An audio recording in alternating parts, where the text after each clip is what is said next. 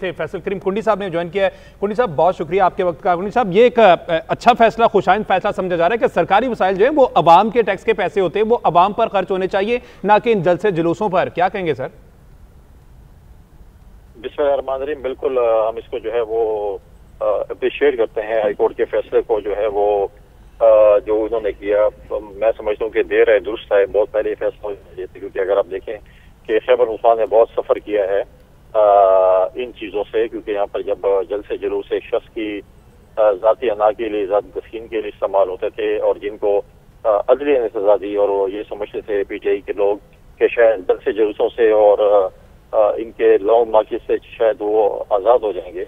और आप देखेंगे जिस तरीके से उन्होंने सरकारी मुलाजमीन का, सरकारी वसाइल का, चाहे वो फायर ब्रिगेड थे, एम्बुलेंसेज थी, क्रेन थे, जो चीज़ भी आप जिक्र करें, उनका इस्तेमाल किया। और जब हमें यहाँ पर जरूरत थी, चाहे वो क्लाउड बर्स्ट हुआ या स्वात में हमारे टूरिस्ट वो डूबे, या यहाँ पर फैक्ट्री में आग लगी, जो भी हुआ, उस वक्त हमारी चीजें हमारे पास अवेलेबल नहीं थी, बल्कि वो इस्लामाबाद में थी। इस्लामाबाद में जो है वो उन्होंने जब्त की हुई थी। तो जब चीजें ऐसी हों और आप अपनी सियासत जो है सरकारी वसाइल पे करें, तो मैं समझता हूँ बड़ी ज्यादती है। और मैं तो ये भी तजवीज़ होगी कि पुरानी जो हुकूमत है, जो कि इस वक्त हुकूमत में थे, चीफ मिनिस्टर थे, जो भी थे, उनको ये बिल भेजना चाहिए जो हमारे वसाइल इस्तेमाल हुए हैं, ताकि वो जो है उसको पूरा करें, उनकी जैसे पूरे हों। क्योंकि किसी के ये जाती जागीर नहीं होती, ये अवाम के टैक्स पेयर के पैसे होते हैं, जो कि अवाम के ऊपर खर्च होने चाहिए, न कि किसी की जाती उसके ऊपर खर्च हो। बिल्कुल कुंडी साहब, ये अवाम के हक में डेफिनेटली ये फैसला है, लेकिन अब आप समझते हैं कि इस पर फौरी तौर पर इम्प्लीमेंट हो पाएगा? क्योंकि अभी उन जमातों ने एहतजाज की कॉल भी दी हुई है, तो डेफिनेटली वहां पर ये सारी मशीनरी इस्तेमाल भी होगी, माजी में भी होती रही है। बिल्कुल, इसकी इम्प्लीमेंटेशन करना हुकूमत की जिम्मेवारी है, यहाँ की इंतजामिया की जिम्मेवारी है, यहाँ के जो एडमिनिस्ट्रेशन है उसकी जिम्मेवारी है, और डेफिनेटली इम्प्लीमेंटेशन होना चाहिए। इम्प्लीमेंटेशन नहीं होगा तो कॉन्टेम्प्ट ऑफ कोर्ट होगा, और फिर वो कॉन्टेम्प्ट ऑफ कोर्ट इनको भुगतना पड़ेगा। सर, जिस तरह की एक लैंडमार्क जजमेंट है, तो क्या इस फैसले से सियासी जमातों, खासतौर पर पीटीआई की हिकमत अमली जो है वो तब्दील होती हुई नजर आएगी आगे?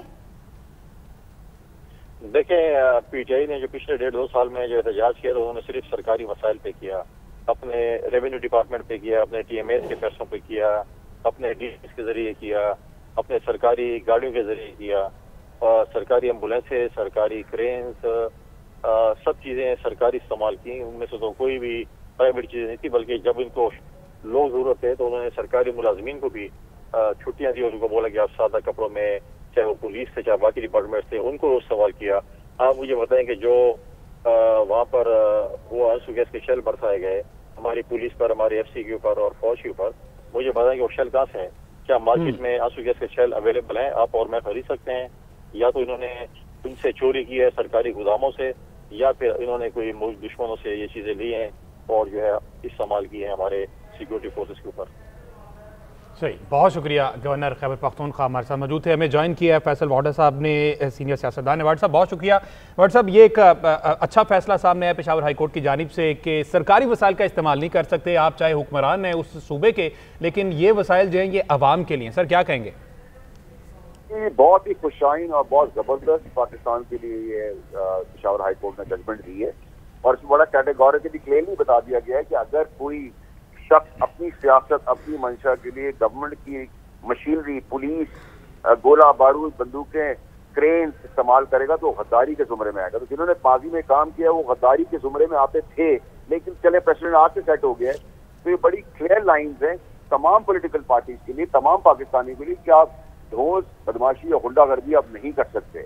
और मैं समझता हूँ कि केपीके के अंदर भी जो सोहेल आफरीदी साहब काम कर रहे हैं, एक मुस्बत उन्होंने फैसला किया है, मुस्बत वे में पॉलिटिक्स लेके चल रहे हैं, उनकी भी तारीफ करनी थी। और वो ऐसा फैसला करने जा रहे थे जो मेरी सोच थी। ना वो 26 नवंबर को आ रहे हैं चढ़ाई करने, और ना ही अब कोई कर सकेगा। और ये मैं आपको क्लैरिटी बता सका हूँ कि रिपरकशन क्या होंगे ऐसे काम के।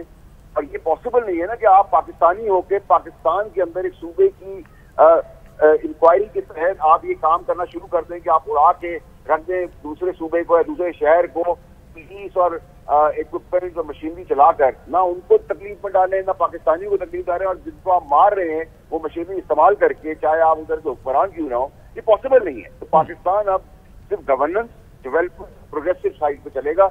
ये मैं आपको पहले बता चुका हूँ कि इसको इग्नोर नहीं किया जाएगा। और अब तो ऑर्डर आ गया, तो ऑर्डर के बाद तो कोई क्वेश्चन ही नहीं है इसका। अच्छा वाटर साहब, माजी में हमने देखा कि हाई कोर्ट के फैसलों को रद्दी की टोकरी में फेंक दिया जाता रहा है और इस पर इंप्लीमेंट नहीं हो पाता। अब आप क्या समझते हैं, आप ये यकीनी तौर पर सही जवाब दे सकेंगे कि इस पर इंप्लीमेंट कौन करवाएगा सूबे में, क्योंकि हुकूमत तो पाकिस्तान तहरीक इंसाफ की है।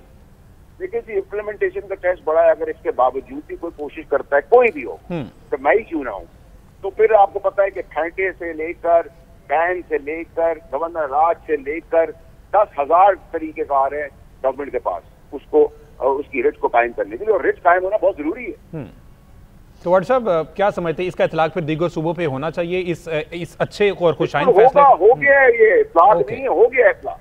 ये तो बहुत अच्छा जबरदस्त ऑर्डर है। हम ऑर्डर से पहले आपको बता चुके हैं सही, इसमें कोई इग्नोर करने की सूरत ही नहीं है, बाईपास करने का कोई जरूरत ही नहीं है इसके अंदर।